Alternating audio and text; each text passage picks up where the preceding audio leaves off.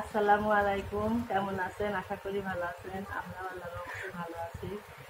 তো আজকে আবার আপনাদের সামনে সকালের থেকে শুরু করলাম, কি করি সব কিছু আপনাদের সাথে শেয়ার করবো। আমাদের সঙ্গে সকালবেলার নাস্তা এই যে রুটি হচ্ছে, ভাত হবে, সব কিছুই এখন হবে।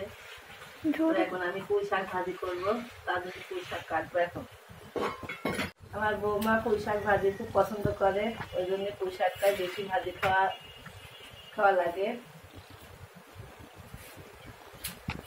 সকালবেলা পুঁই শাক ভাজি, আলু ভর্তা, ডিম সিদ্ধ, এই তো সকাল। 3 দিন বাড়ি ছিলেন না, 3 দিন পর বাড়িতে আসলেন, অনুষ্ঠান খালেন তো সেই রকম। পদ্মা নদীর গোসলও করলেন। দুঃখের বিষয়ে ভিডিও করতে পারলাম না। ভিডিও করেননি? আচ্ছা, তো 3 দিন পর বাড়িতে এসে কেমন লাগছে কাজ করতে চাইবেন? নিজের সংসার তো করি, খাসি খাওয়াই লাগবে। ভালো লাগলো করতে হবে, খারাপ লাগলো করতে হবে। 3 দিন মাহির স্কুল ছিল, তারপরে মানে আপনি বাড়িতে নাই, আর আমার একলা একলা তো সে জানে দেখি আছে।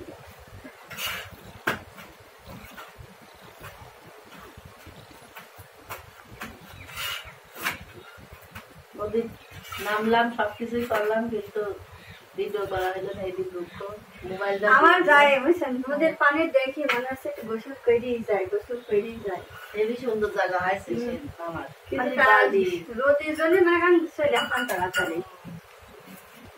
মায়ের ছেলে বিয়ে হলো, 3 দিন ধরে খালাম, ক্ষীর খাওয়া হলো, দিয়ে তারপরে কালকে বউ ভাত, সবকিছু শেষ করে কাল বিকেলে বাড়িতে আসছে।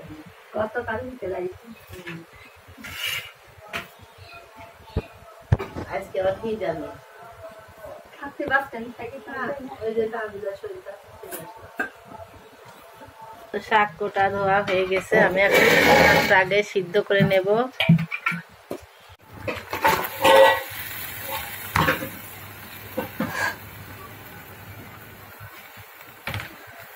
লবণ দিয়ে সিদ্ধ করব, একটু পানি দিয়ে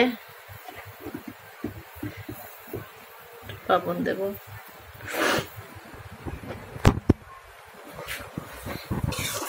এই যে আমি পুঁই শাক সিদ্ধ করছি, সিদ্ধ হয়ে গেলে আমি তারপর তেল দেব।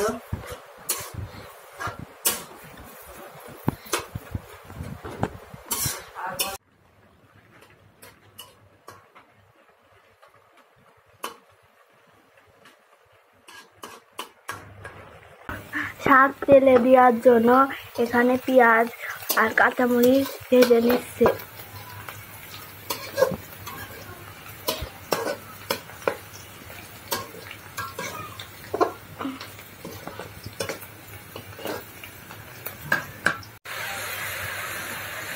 তো তেলের উপরে শাকটা দিয়ে আমি এখন নাড়বো সুন্দর করে, নাড়াচাড়া করে তারপরে দেখবো যে নরম হয়ে গেছে, তখন আমি নামাই ফেলবো।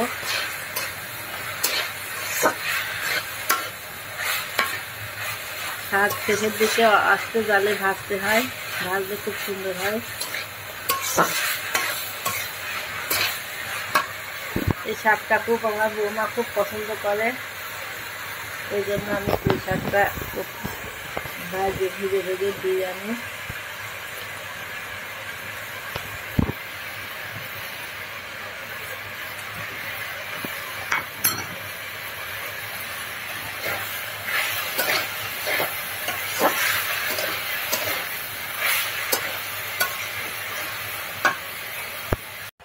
আমি এখন কাঁঠাল রান্না করবো ছোলার ডাল দিয়ে, আপনাদের সঙ্গে শেয়ার করবো, আমার সঙ্গে থাকবেন। এখন আমি কাঁঠালটা কাটবো।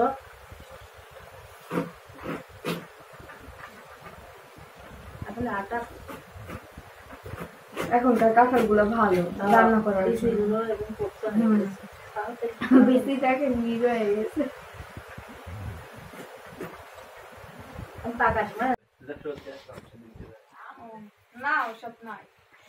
এখন আমি কাঁঠালটা সিদ্ধ করে নেব।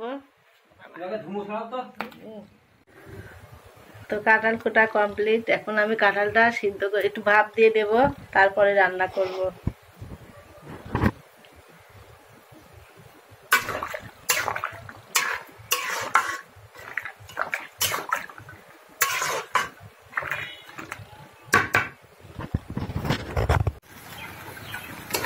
এখন আমি কাঁঠালটা কষাচ্ছি ছোলার ডাল দিয়ে। তো হয়ে গেছে কষানো, আমি এখন পানি দিয়ে দেব।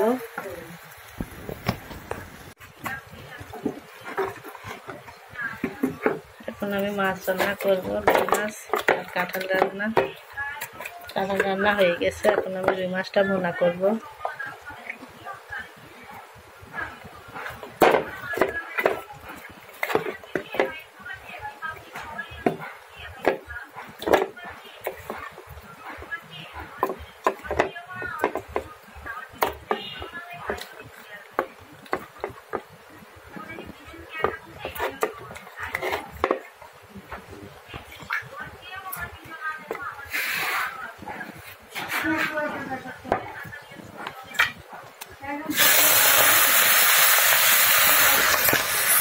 এই তো মাছ ভাজা হয়ে গেছে, আমি এখন রান্না করব। রান্নার জন্য এই যে মশলাগুলো এই যাই রেডি করে ফেলছি। তো আবার রান্নার পরে আপনাদের সঙ্গে তো শেয়ার করা হয়, তো রান্নার পরে আবার আপনাদের শেয়ার করব। তো আপনারা আমাদের পাশে থাকবেন। কাঁঠাল রান্না হয়ে গিয়েছে আম্মা, আর এদিকে আম্মা মাছ ভাজা হয়ে গেছে, এখন মাছের তরকারি করবে। মাছ ভুনা হবে। আমি মাছ রান্নার জন্য মশলাটা এই যে কষাচ্ছে, কষানো হয়ে গেলে আমি দিয়ে দেব মাছ, পানি দিয়ে তারপরে মাছ দেব।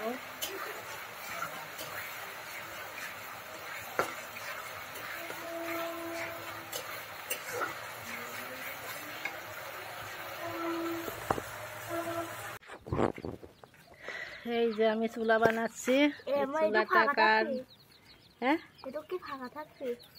হ্যাঁ মাটি দিয়ে দেবেন। চুলার মুখ কাটছে, এখন চুলাটা পুরা বানানো আপনাদের দেখানো হয় নাই। যদি নেক্সটে আমি চুলা বানাই তো অবশ্যই আপনাদের সঙ্গে শেয়ার করব। তো আমার চুলাটা কেমন হয়েছে অবশ্যই কমেন্ট করে জানাবেন। এটা দিয়ে কাটা হচ্ছে না মাহি, একটু শক্ত টানতে হবে। নিরিন নাই দেখো, কাটা দাদা ভাই নিরিন খালা কাছে নিরিন নেই, এসো দাদা দেখি সর, আমি হাত ধরতেছি, সরো সরবা তো, সরো। ভেঙে যাবি চুলা। ভিডিও করছি আমি জ্বালাইছি।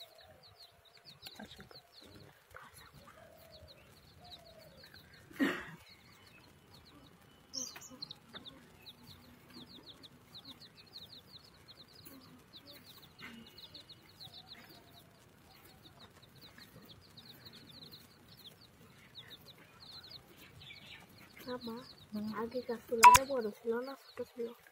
বড় ছিল ওই চুলাটা। চলছে।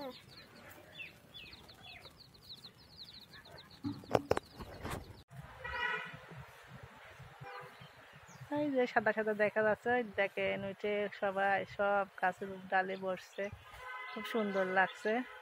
ডালে সারাদিন বসে থাকে ওই পায়রাগুলা, নিচে খায়। সেনেহার পায়রা, সেনেহারে মাহির খালার পায়রা।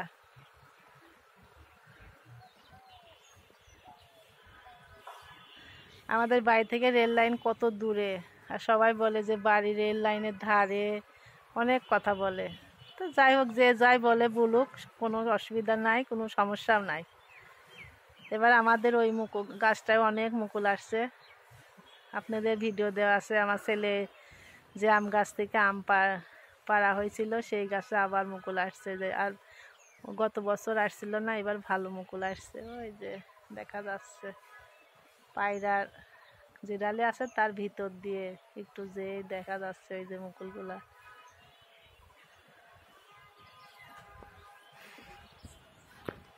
ওই চারাগুলায় পানি দেব, পানি আসি পানি